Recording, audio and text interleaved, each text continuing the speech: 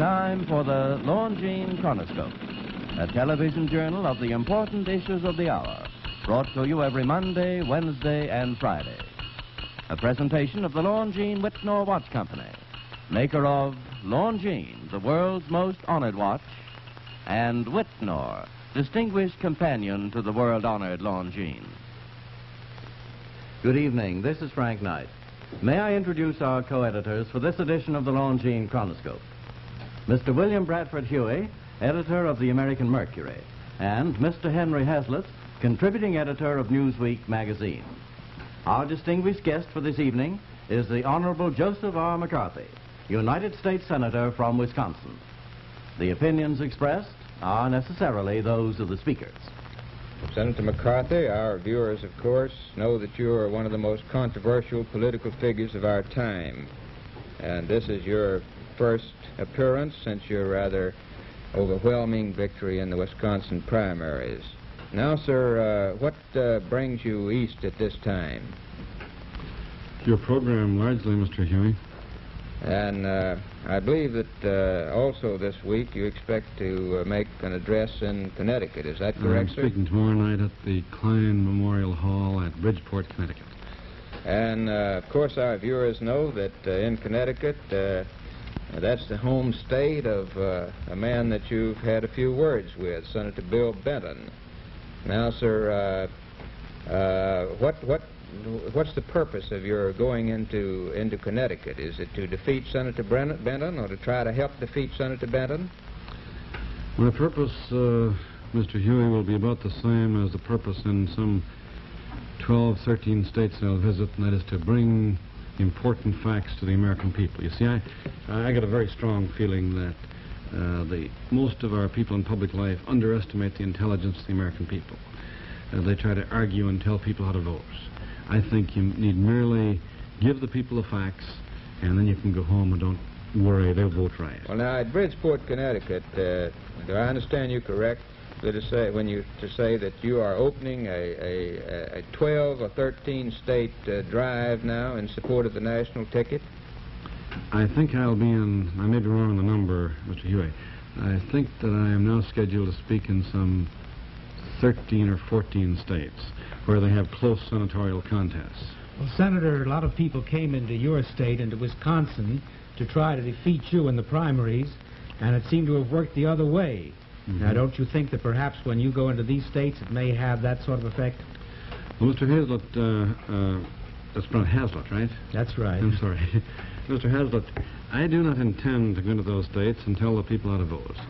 I don't intend to go in and discuss the local men running for Congress or for senator. I intend to go into those states and give the American people the cold, documented picture of the sellout in Korea, the extent to which communism has been directing our foreign policy, our suicidal foreign policy, if you please. And if the American people want more of that, then they can vote for the present administration. I may say this, that my appeal is largely made to Democrats. I feel that the millions of Americans who have long voted the Democrat ticket are just as loyal, they love America just as much, they hate communism just as much as the average Republican. And I think it is up to those loyal Democrats to realize that as of today they don't have a party in Washington. The only way they can have a change is by voting Republican. Well, do you think a lot of Democrats came in and voted for you in the Wisconsin election? I don't think it. I know it.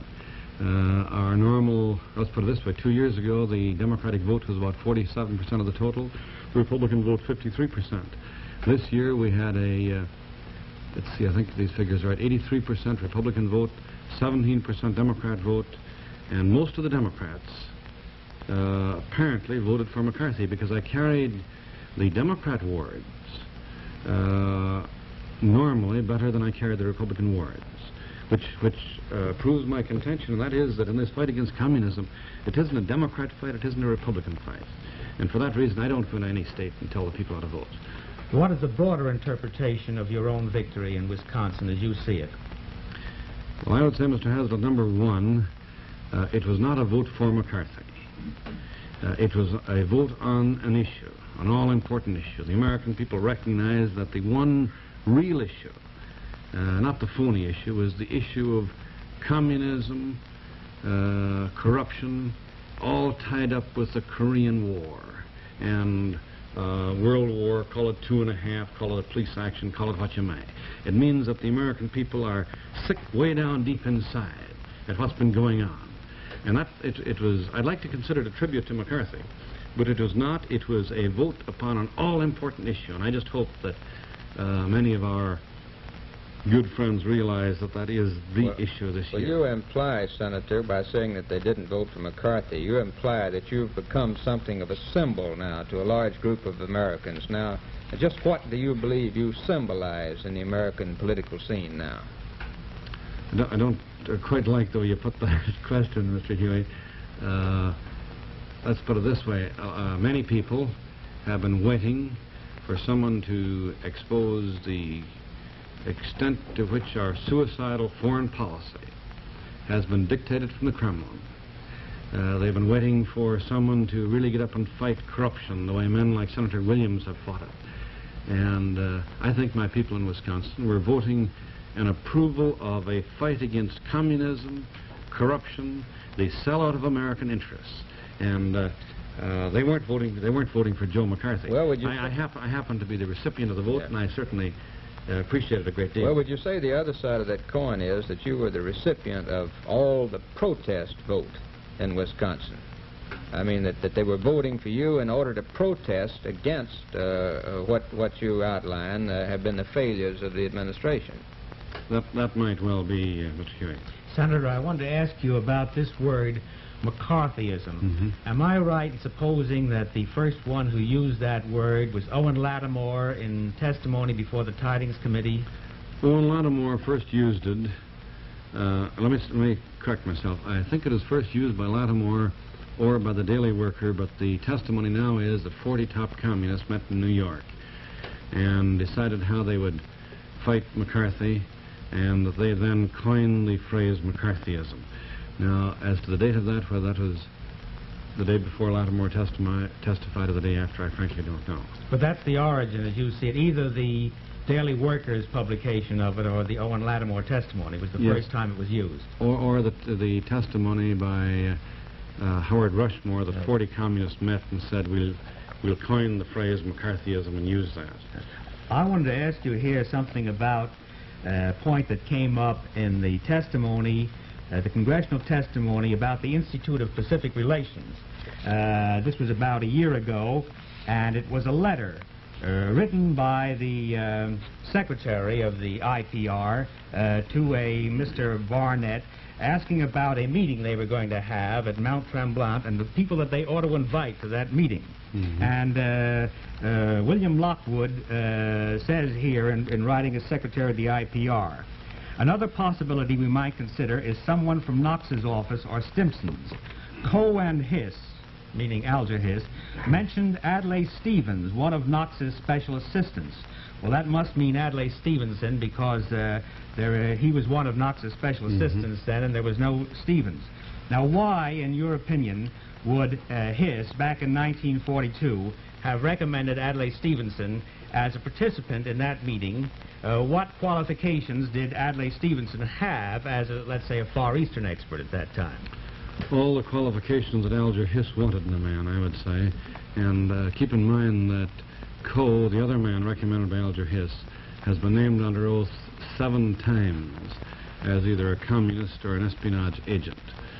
Let me say this. I'd rather not go to Stevenson's record in too great detail at this time, because we have just completed a complete and thorough research on Adlai Stevenson. Who is we? And I intend to give that picture on a nationwide network, and television, I hope, also. And after I give that picture of Stevenson, it isn't a picture that I've created, it's his own history. It's Adlai Stevenson's history of Adlai Stevenson since the time he entered the Agricultural Department in 1933, when Alger Hiss and Perlman and the rest entered.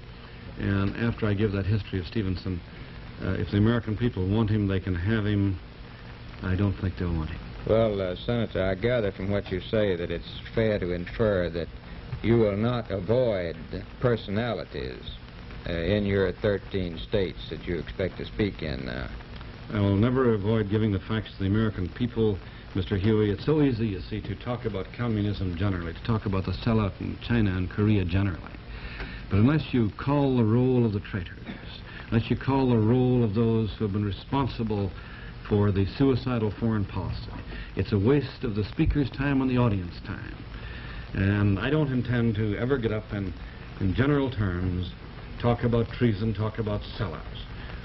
You see, foreign policy isn't like little topsy. It doesn't just grow. Treason isn't like little topsy. It doesn't just grow.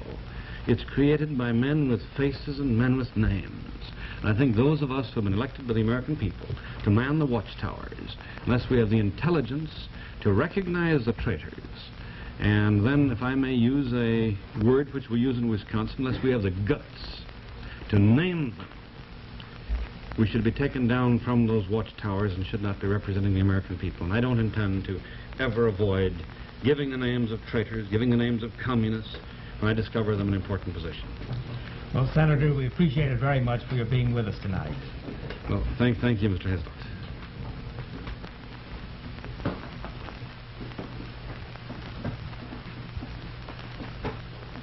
The editorial board for this edition of the Longines Chronoscope was Mr. William Bradford Huey and Mr. Henry Hazlitt.